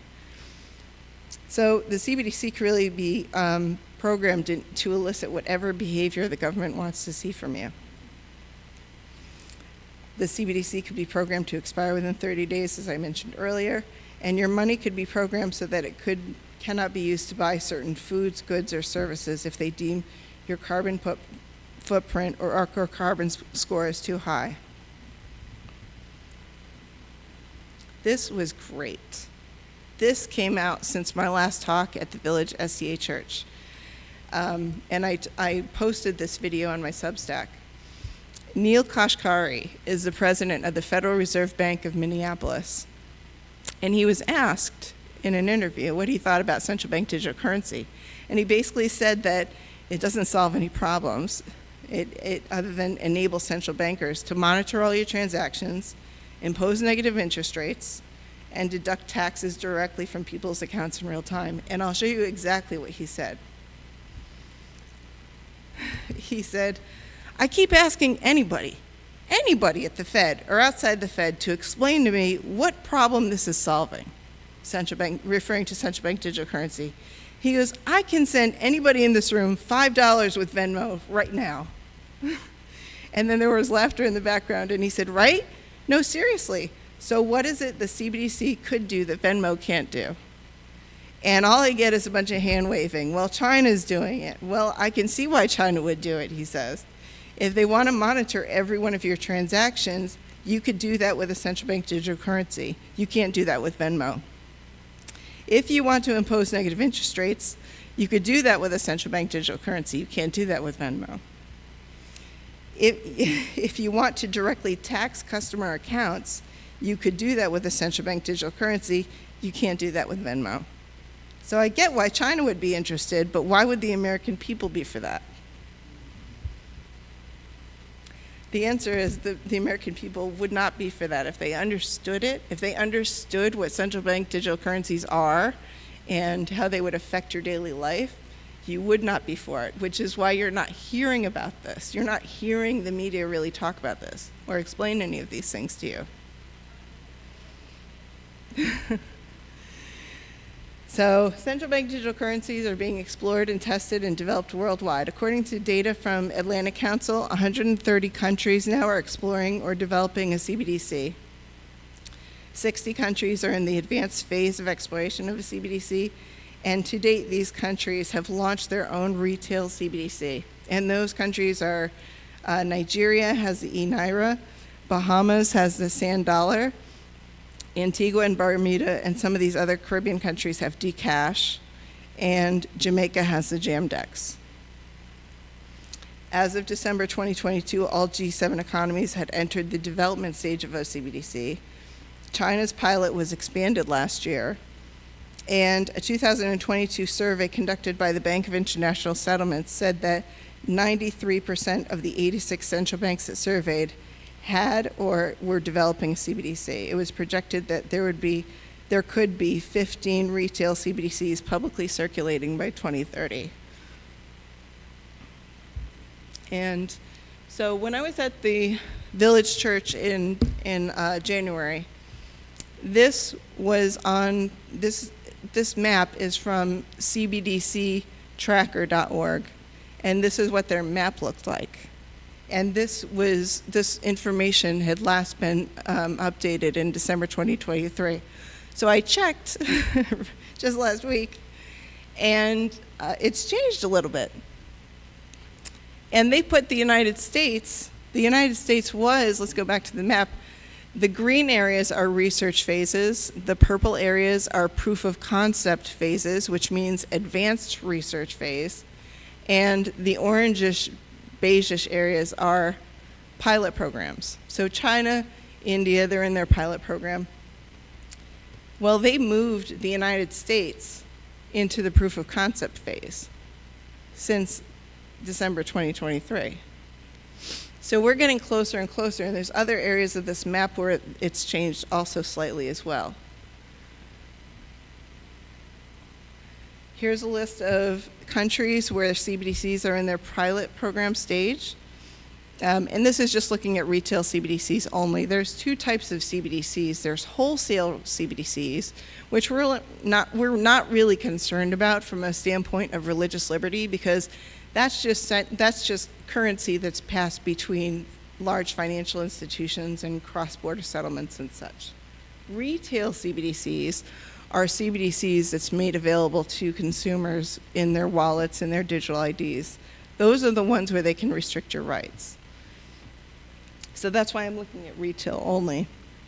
So these are the countries that were in the pilot program stage as of 2023, and these are the countries that are in the pilot program stage as of February 2024. So it's been expanded somewhat, and this is the proof of concept stage as of February 2024, and they put the United States in that proof of concept stage. So this is happening. This isn't theory. This is happening, and it's progressively moving. It's progressively expanding. And here in the United States, we have President Biden issued Executive Order number 14067 on March 9th, 2022. And the executive order was titled Ensuring Responsible Development of Digital Assets. It outlined plans to convert the U.S. monetary system to a central bank digital currency. Since then, we now have FedNow. FedNow was launched in July 2023, and that is a fast payment system. It's basically an instant payment system where financial institutions can join FedNow and offer instant payment services to their customers. So it's not a CBDC, but it's a foundation on which a CBDC can be based, can be launched. From the website, the Fed describes the FedNow service as a new instant payment infrastructure developed by the Federal Reserve that allows financial institutions of every size across the U.S. to provide safe and efficient instant payment services.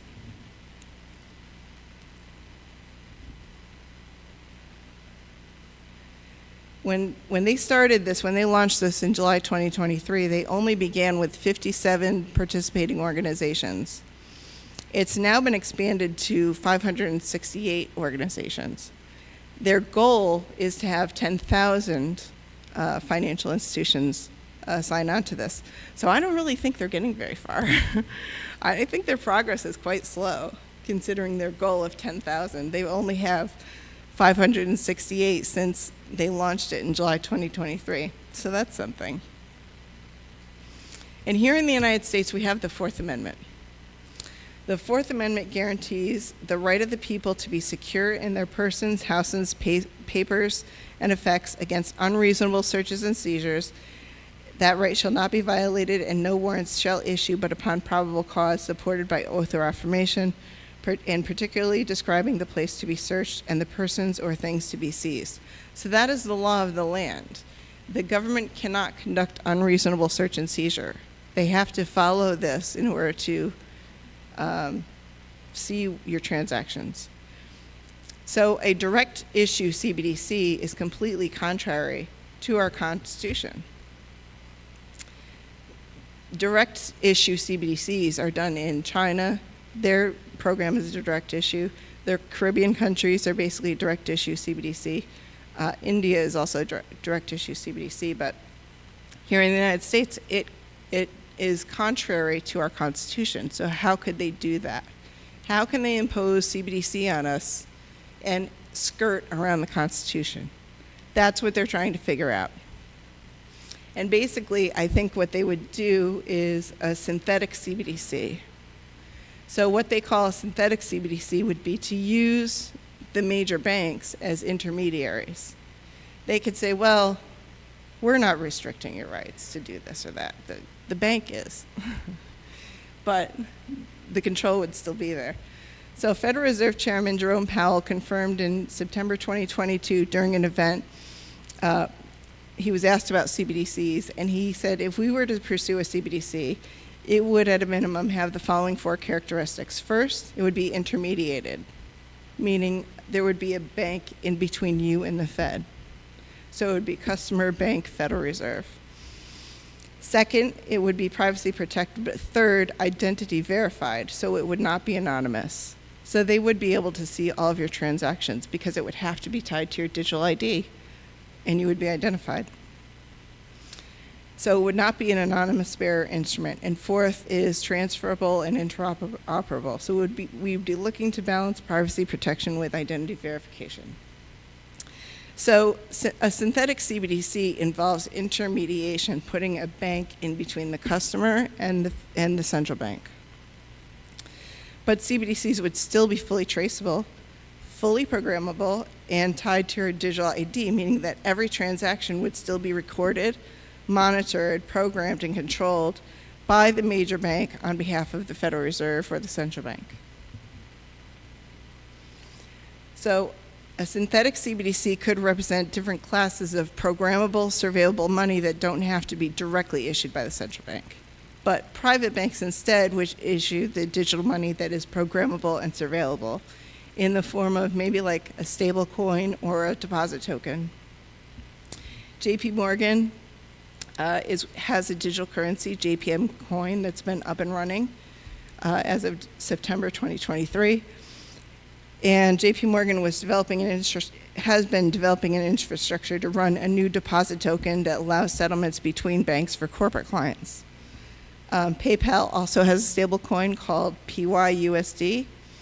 Visa announced plans that it's developing a public blockchain network and stablecoin payment service. And Fluent Finance and R3 just teamed up with Wells Fargo to create a digital dollar. And right now the UAE is building the infrastructure for these deposit tokens and stablecoins in such a way that they would be compatible with other and interoperable with other CBDCs. So this is happening, is what I'm saying. And all of these stable coins that these big banks seem to be developing, they all seem to be competing to be the country's digital dollar, is what it seems to be. So let's see.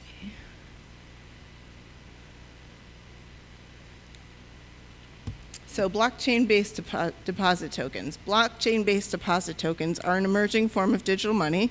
They're the equivalents of existing deposits held by a licensed depository institution such as a commercial bank, but it's recorded on a blockchain. From the issuing bank's perspective, a deposit token is simply a redistribution of deposit liabilities on the bank's balance sheet with no changes in the bank's composition of assets. Tokenized deposits or deposit tokens are viewed by many as an alternative to stablecoins or a retail CBDC that preserves our two-tier banking system. That's another thing with direct issue CBDCs. If the Federal Reserve directly issued the CBDC, it would eliminate the banking industry. You'd have no need for banks if the federal government was your bank. So they're looking to do this stablecoin deposit token thing as a way to preserve that two-tier banking system that we already have and to skirt around the Fourth Amendment. Some countries, such as Korea and Brazil, are additionally exploring wholesale CBDCs as an interbank settlement asset to use with customers as well. So this is kind of a diagram that I found that explains blockchain deposit tokens. So the cash from company A would be deposited, and it would be recorded on a distributed ledger transaction technology, a blockchain. And so this is basically, kind of shows it in visual form. And this is another model that would show the synthetic CBDC model. So you have FedNow in the center, and they would either issue CBDC to a financial institution service provider or the financial institution itself, which would go through a end user solution provider, such as like an app or something like that, and then to the end user.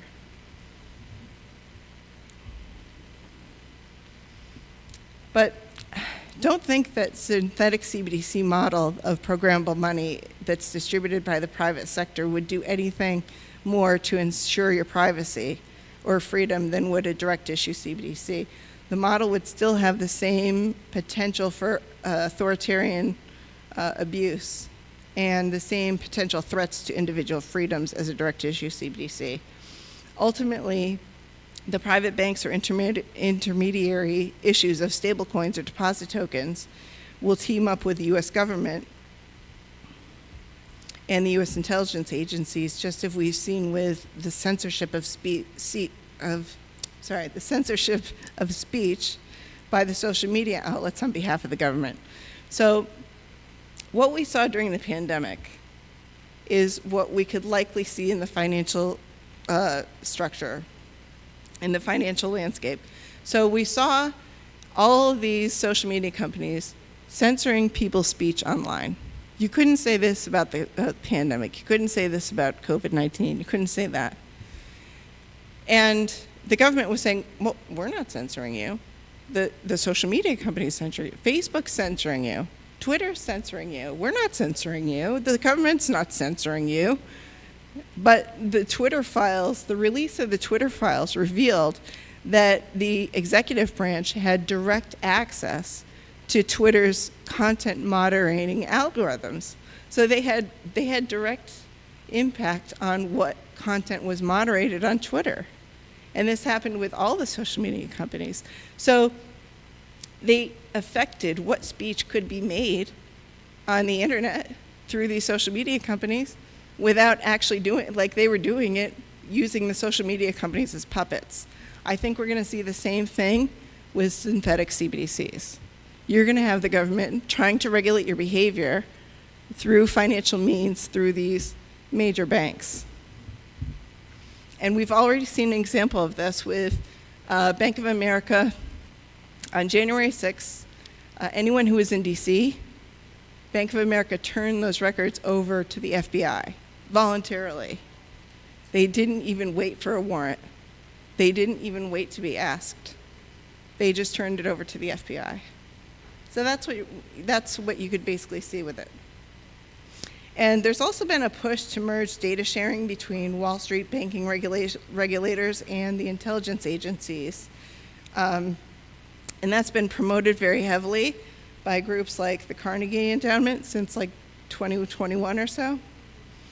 And at the time, the Carnegie Endowment was the president of the Carnegie Endowment from 2014 to 2021 was William Burns, who now is our CIA director.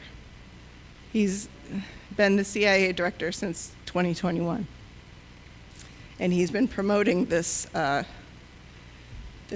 this type of regulation. So what is the European Central Bank doing? I talked about this last time a little bit. So the European Central Bank announced that the digital euro is now it went from the investigation stage to the developments, to the research phase. And basically, in their press release, they said they've designed a digital euro that would be widely accessible to all citizens and distributed through supervised intermediaries, which is the same synthetic CBDC model. It would be the ECB distributing to a bank, distributing to a customer.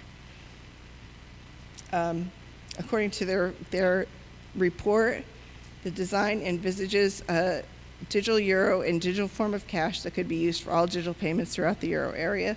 It would be widely accessible, free for basic use, and available both online and offline. It would offer the highest level of privacy and allow users to settle payments instantly. So it would be the same type of fast instant payment service that the Fed now is promising. But the ECB has also signaled in their report that there would be control. In the same press release, the ECB stated that there will be limitations on the amounts of digital euros that individuals or businesses can hold. And page 12 of the summary report that was issued at the conclusion of the investigation stage says holding limits were identified as an effective tool and would therefore be included in the design of a digital euro. So those limits would prevent the accumulation or saving of digital euros. We've also seen, there's this video online where President Christine Lagarde, the president of the European Central Bank, she was prank called.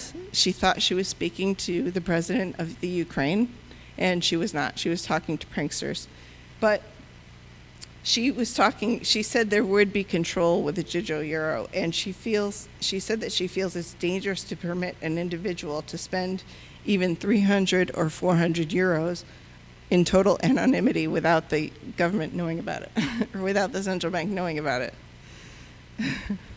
So she's telling you that there will be control. So the next thing that I wanted to speak about, as time is moving fast, the tokenization of private assets on the global unified ledger. This is something that was announced by the Bank of International Settlements in its annual report. They released one chapter of their annual report on June 20, 2023. The report is titled Blueprint for the Future Monetary System, Improving the Old and Enabling the New. Oops. Oh yeah, that's right. So per the BIS report, in a tokenized setting, money or assets become executable objects that are maintained on programmable platforms. Tokens are not merely digital entries in a database, rather they integrate the records of the underlying asset normally found in traditional databases with rules and logic governing the transfer process for the asset. So what they're saying in their report is that a digital token would be issued to represent all of your assets. Not just your money, your house, your car, any securities that you own, your 401k, any securities owned in your 401k. This would be any property that you own. That's potentially any property that's registered with someone or that's insured.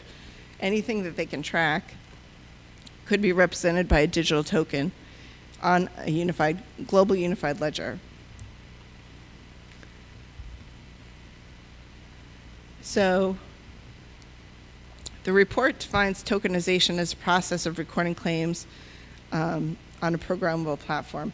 So the token would be encoded with rules as to how the item can be transferred, as well as smart contracts, which act as if-then statements. So if this happens, then this will happen instantly. It's a smart contract, basically. And it will be coded with information, what the asset is, where it comes from, who owns it, etc. The report states that there's also The ledger itself is programmable. And the report states that the data environment of the ledger would encompass all tokenized assets plus all information necessary to incorporate real-world events into contingent performative actions. What does that mean? Potentially, what we saw with the truckers, with the trucker protests that happened in Canada, they seized their funds, they froze their assets. Potentially, you could see your assets swept away if they didn't like what you were doing. Like if information, you were at this protest, you were down in DC on January 6th. Potentially, they could take your assets based on behavior that they see that you doing that they don't like. That's what the data environment of the ledger would capture. There's a documentary out there that you may want to check out if you get a chance to. It's really very good. It's by David Rogers Webb. It's called The Great Taking. And what he describes, he's done an incredible amount of research.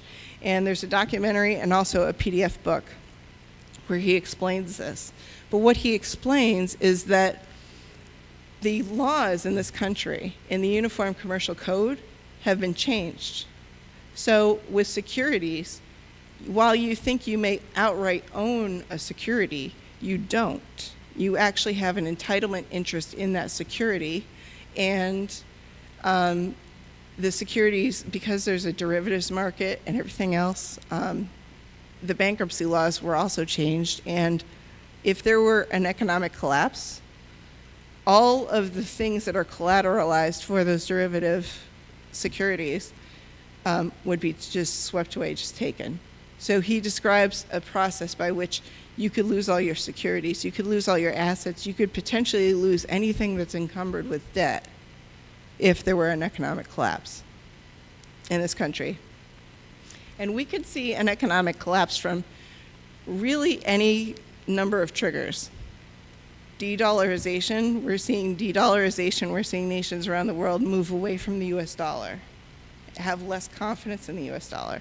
Right now, the US dollar is supported by confidence in it, confidence in our government. If enough of that confidence is lost with the BRICS nations teaming up and avoiding the dollar,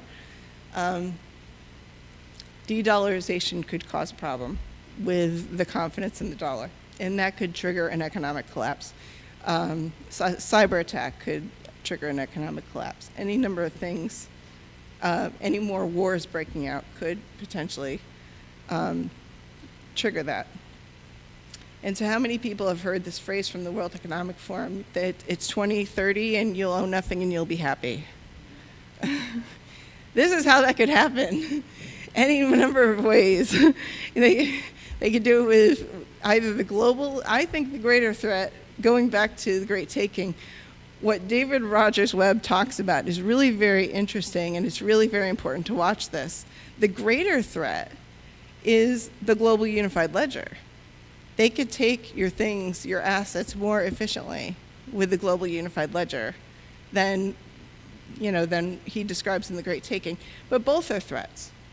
So these are both, we know during the end times that there's going to be a point where we're totally reliant on God. So I don't say these things to scare you. I don't want to scare you. But I want you to be ready, because we should not be tied to our things. This is a great time to not have attachments to things. This is a great time to increase our faith and dependence on God to provide for us, because these things are not going to be, here for us. We can't take them with us to heaven. Let's put it that way. So I love this meme. I found this meme online. There's many avenues by which we could see a real or perceived crisis that could be used to impose CBDCs or the tokenization of all property. A cyber attack, economic collapse, global food shortage, all these things that the World Economic Forum keeps predicting, and keep happening, they keep happening around the world. These are the things that they're involved in, and any number of these things they could use as a real or perceived crisis to impose this new financial structure on us, because no one wants this. If you talk to an American about what they think about money, nobody wants a CBDC. If you actually explain to them what a CBDC is and what could potentially happen, nobody wants this. So they would have to impose it on the result of some crisis. So it's just something to be prepared for. So what can we do? So I think it's important to have a means of food production and learn foraging skills. And you might laugh, but really, at some point we know we're going to be on flight. When the time of trouble hits, the great time of trouble, at some point we're going to be on flight. And of course, God will make sure that our bread and water is sure. But wouldn't it be so good if we could identify those plants that were nutritious and identify those plants that had medicinal properties? If we could meet God halfway, like he could provide for us, but we could help him by being able to identify those plants we could eat and really be on a plant-based diet. I think that's an important skill to have, so you may want to work on that. In the meantime, you can find and buy food from a local farmer. If you can not have to rely on a grocery store, if you can find a local farmer, that when the financial system changes, if you can find a farmer you can barter with, you can secure some means to access food. And that's one of what's great about the documentary that David Rogers Webb did is he spoke to family members who got through the Great Depression. And we know that what's coming, we've been told that what's coming is worse than what we've ever seen before. We read that in the Bible, we read that in Ellen G. White's writings. Like, we're in for a time of trouble such as never been seen. So he spoke to relatives that went through the Great Depression, and he said, what happened? What was there? And they just said there was no money. The money was just gone. There was no money. There's no way to have money. There was no way to get money. But he had a relative who just before the Great Depression, or about the time of the Great Depression, his parents were killed in a car accident, and he was a child. And his grandfather took him in on the farm. So he didn't know there was a Great Depression. He had no idea, because they were working on the farm, and they had all the food they could ever want. They had all the things they could ever want on the farm. So it's really interesting. You want to do the best you can to secure some sort of, means of obtaining food, or have a farm would be nice. Moving to the country, like Ellen G. White says, would be nice, during that time. I also recommend you get off Wi-Fi and you hardwire your home, because you'll be safer and your internet will be faster, basically. Because they're spying on all of us, and we're running around with these devices that spy on us, right? You could talk about something, and then you'll see a Google ad for the same thing you were just talking about 5 minutes ago, right? So they're collecting data from us. They're doing this through Wi-Fi hotspots. They collect our data. New cars have incredible surveillance capabilities. They surveil everything you're doing in the car, how you hit the brakes, how you step on the gas, how you turn the steering wheel. They're surveilling you in all kinds of ways. Yeah. But they can track all cars, and they can remotely control the cars too. So it's really very dangerous. So one of the reasons why they're doing this, they're collecting all this data. They can use it against you, of course, but they're also trying to train AI. They need data to train the artificial intelligence. And one of the plans that they have, that some of these groups have talked about, is that, like, for instance, I don't know if you've heard of Yuval Noah Harari. He has said that humans are basically hackable animals. He is an Israeli historian and philosopher or something like that. He's an advisor to Klaus Schwab and the World Economic Forum. And he said that humans are hackable animals. And he's said that AI could really, at some point, create its own religious texts and gather followers.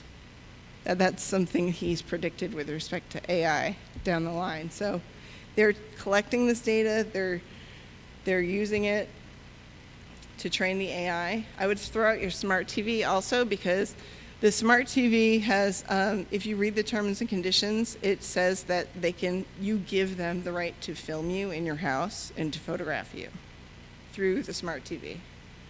So it's something, I would get rid of your TV. So we can also avoid becoming reliant on the controls, and the controls being the CBDCs, the digital IDs, vaccine passports, non-cash methods of payment. The more you use cash, the more cash, might be around for a little while longer.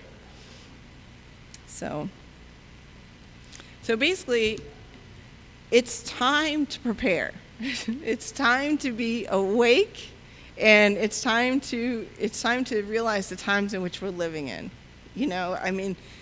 We're seeing all of these things happen. We're seeing the exact enforcement mechanisms, financial enforcement mechanisms being put in place that are described in Revelation 13:17. These are the ways they're going to try to force you to worship the beast. So we need to be aware of that and be aware that our time is short. And, like Sister Henry said this morning, the window is open. You can come to Jesus, and that window is still open. But we have to be prepared at some point. Probation will close. So we need to prepare ourselves, and we need to prepare those around us and be ready. And of course, Romans 13:11 says, knowing the time that now is high time to awaken out of sleep, for now our salvation is nearer than we believed. And Ellen G. White said, we are living in the time of the end. The fast fulfilling signs of the times declare of the coming of Christ is near at hand. And so she also said, live in conscious, hourly communion with God through prayer and study of his word, for here is the source of strength. And that is very true. That's what we need to do. Yes?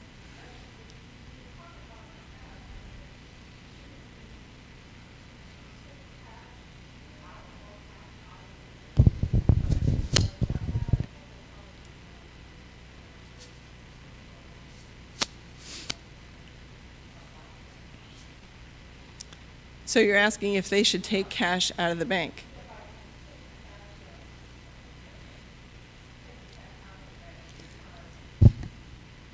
There's that reservation about having a situation where your account is frozen, like what happened in Canada.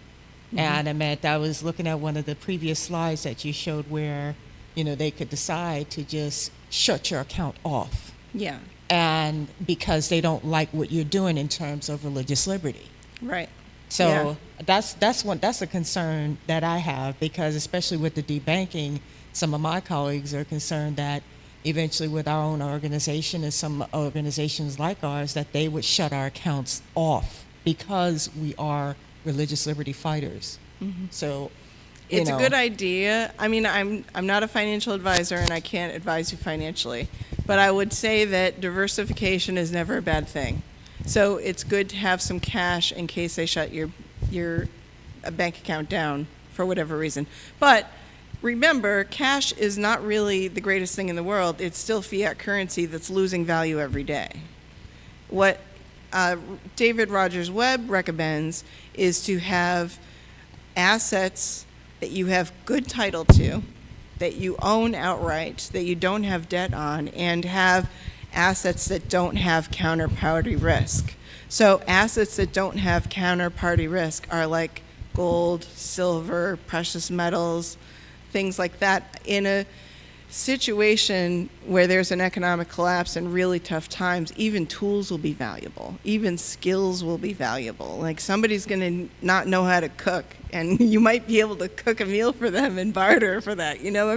We just need to diversify. And although, gold and silver is heavy and kind of clunky, there is a thing that I've seen about, it's called Goldback, goldback.com. And they sell gold in small denominations that you can use like cash, but it's actually gold. It measured out for that denomination, the exact amount for that denomination. And Mike Adams has looked at that too, and he's actually tested it and weighed it, and it's pretty accurate. So. I have not really a question, but I noticed something for a while, that when you use your card to purchase whatever it is, you tend to get advertisement.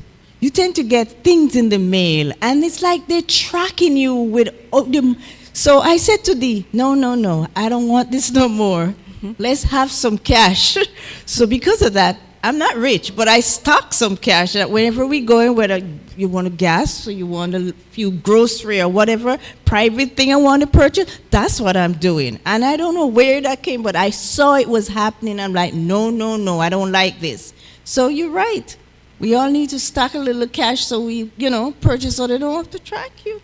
And I mentioned that earlier, that one of the benefits of cash is that you do have privacy in your financial transactions. They can't track what you're spending your money on if you're using cash. And to have that liberty is a nice thing.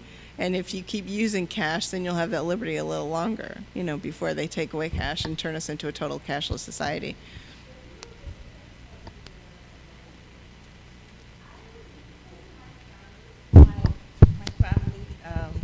Diabetes, etc. And so with my siblings, and we're like, okay, we need to be careful because we're like on the borderline. So I remember I used the card and I purchased one of those, AccuCheck to do your blood sugar. But for some reason, when I do my A1C, when I, do your A1C, etc., doctor said, Donna, you're on the borderline, etc. How I feel, and when I do my blood sugar using the thing, it really like showing me off. I'm like, no way should my blood sugar be this high. So what I did, I put that one side, and I bought one with cash. So Dee and I said, okay, we're going to check to see. So the same drops that you use on one, you use the same thing on the door. And guess what? 2 different reading. Wow. Interesting. I'm telling you, 2 different reading. And I said, oh, so that's why the insurance and all of these things will be tracking me and sending me all these things, because what? They're saying, oh, your blood sugar is this and your, I will not accept that. My blood sugar is normal and I'm letting it stay right there. Praise God.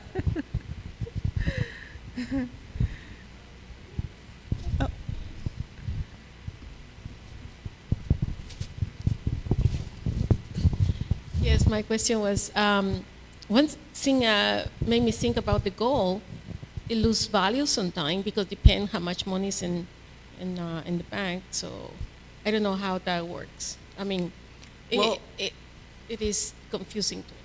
Gold, you said?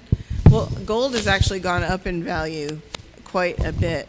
It's actually, since the pandemic and especially recently, gold hit a high. It was under the 2,000 level for quite a while, and it went up to like 2150 something or other, and it's come down. But if we have some sort of economic collapse, it's going to be really valuable. I mean, precious metals are going to be way more valuable because cash is losing value constantly. I mean, especially the more they print, the more it loses value. And especially, and also with de-dollarization. One of the talks from Village's Religious Liberty Weekend that you really should watch is Dr. Conrad Vine's talk, and it was called Money, Money, Money. And he went through the history of what happened with the German mark. The German mark was like printed out of into oblivion, and people were like, one guy he talked about one story where somebody took a wheelbarrow of cash to buy something, like a loaf of bread or something, and then turned around and somebody stole the wheelbarrow but left all the cash because the wheelbarrow was more valuable than the cash. So it would be good. I mean, our cash, the fiat dollar, is losing value the Fed might tell you in order to try to encourage adoption of CBDC that CBDC is going to save our economic system somehow. It can't. It's just a digital representation of the same dollar that has very little value. I mean, there are charts showing the value of the dollar with respect to gold, and when we went off the gold standard, the dollar just plummeted from there, and it's down to like 3 cents. There's like 3 cents of value left in the dollar. So, so anything could happen. Like some sort of crisis is going to happen for them to impose these systems on us. I have a question. So for those of us who do not know a lot of the financials, if you have gold, if there is an economic collapse and you have gold, how will that benefit you? How will that what? How will that be of benefit if there is an economic collapse and the dollar is worthless? Well, there's people, if there's an economic collapse, gold will have value because gold has always had value during times of economic collapse. It's always been used as money, and it does tend to retain value in these types of economic collapses. But I want to also say that the Bank of International Settlements, their global unified ledger, they're trying to tokenize everything. So you may have to be forced to operate in that system. So the gold, you might find people you can barter with gold on the side, but you might not be able to. You might be forced to work within the global unified ledger system using tokenized assets.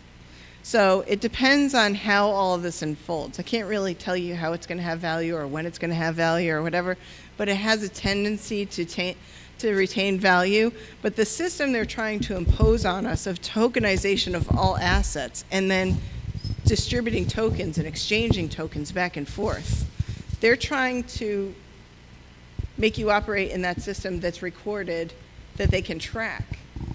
Gold, they wouldn't be able to track if you're exchanging gold with somebody like they can't track you exchanging money with somebody.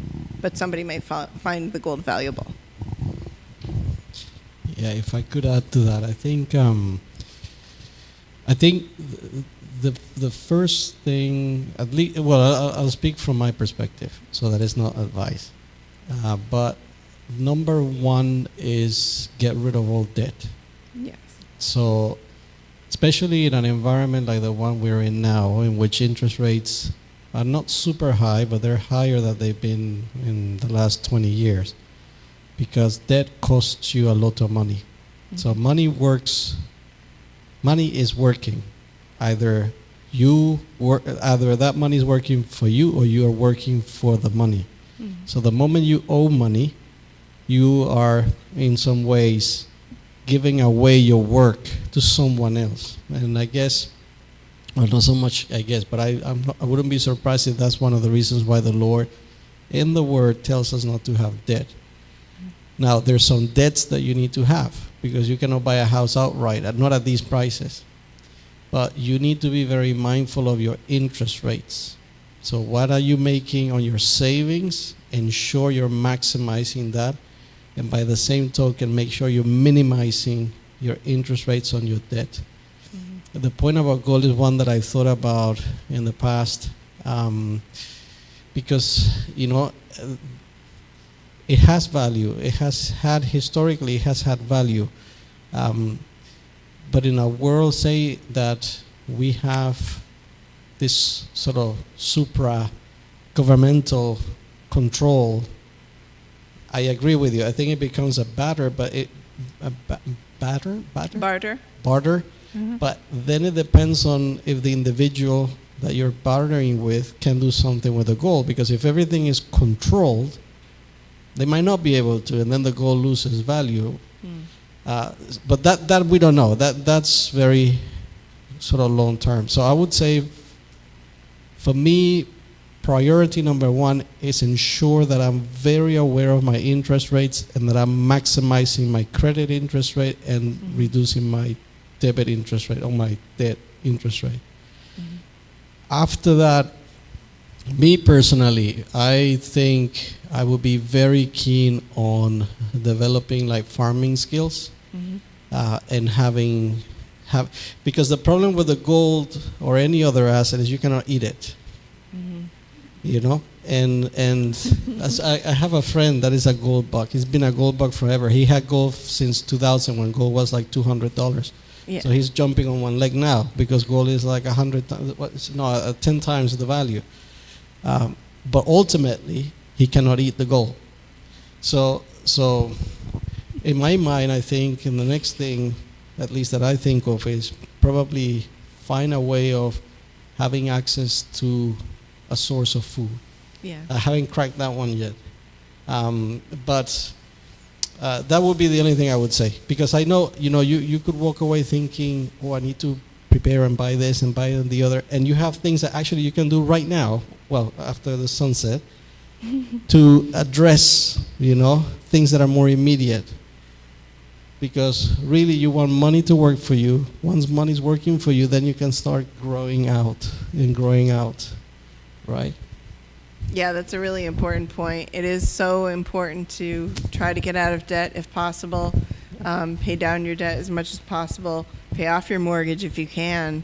I mean, you just making extra payments toward the principal to get out of debt as much as possible. And it's so important to be aware of your interest rates, right? Because it doesn't make sense to have money sitting in a high yield savings account making 4 or 5% if you've got all this debt on credit cards that's like 20 something percent. Like, pay off your credit cards and you'll be in a much better situation than having the money in a 5% yield account. So doing, whether it's Dave Ramsey's program or someone else's program where you just snowball and pay off all your debt, that's super, super important. And that's one of the things that David Rogers Webb talks about in The Great Taking, is that if you can own things without debt, anything debt could potentially be taken from you. So you want to be out of debt and you want to have assets with no counterparty risk. So, yeah, good comment. I appreciate that. Thank you. So, are there any other questions, or do we want to take any more questions? The three of us. Thank you very much for letting me speak. Appreciate it.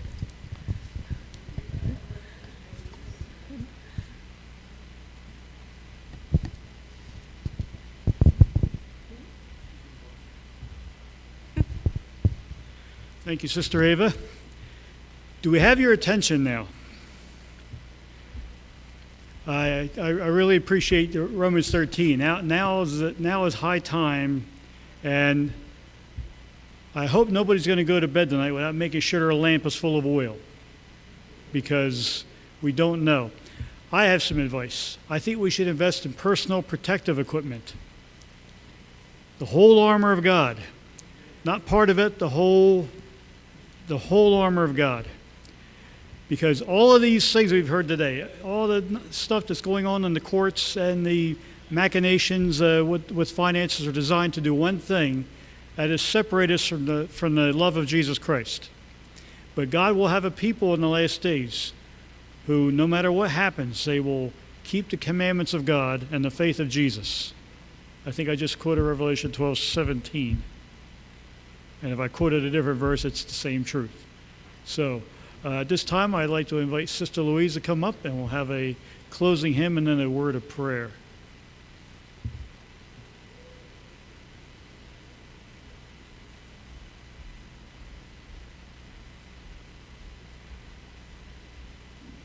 Okay, here's something very joyful and happy about, in which you can sing while you're going through the bank or whatever you're doing. You just sing this song, number 428, and we'll find that in our hymnals. We can stand and sing this together. Sweet by and by.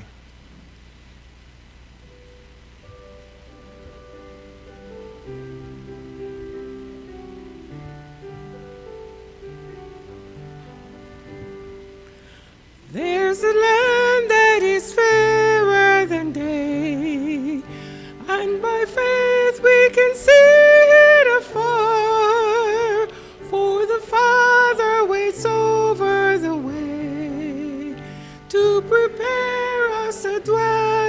Christ dear, in the sweet by and by, we shall meet on that beautiful shore, in the sweet by and by, we shall meet on that beautiful shore.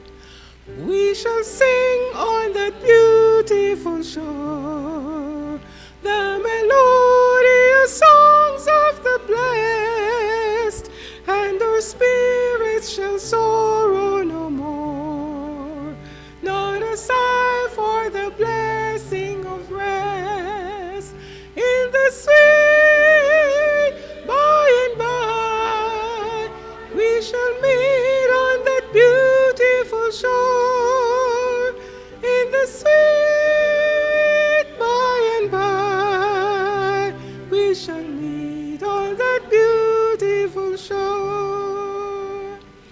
To our bountiful Father above, we will offer a tribute of praise for the glorious gift of His love and the blessings that hallow our days, in the sweet by and by, we shall meet on that beautiful shore, in the sweet by and by, we shall meet on that beautiful shore.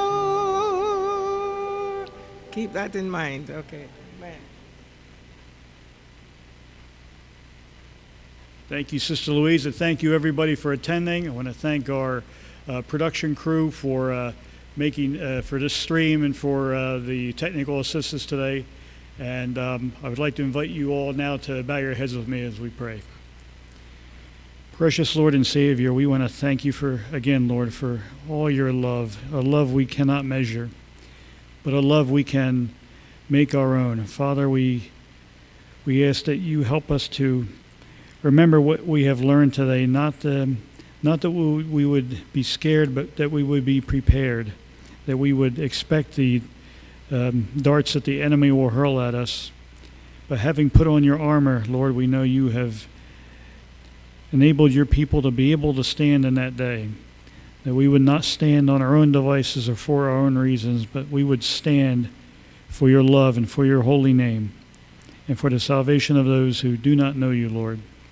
And Father, as we depart, we ask you grant safe travels to us all, that we can continue to lift up your holy name in these last days as we anticipate and prepare for the glory of your soon second coming. We thank you and we ask this in Jesus' holy name. Amen.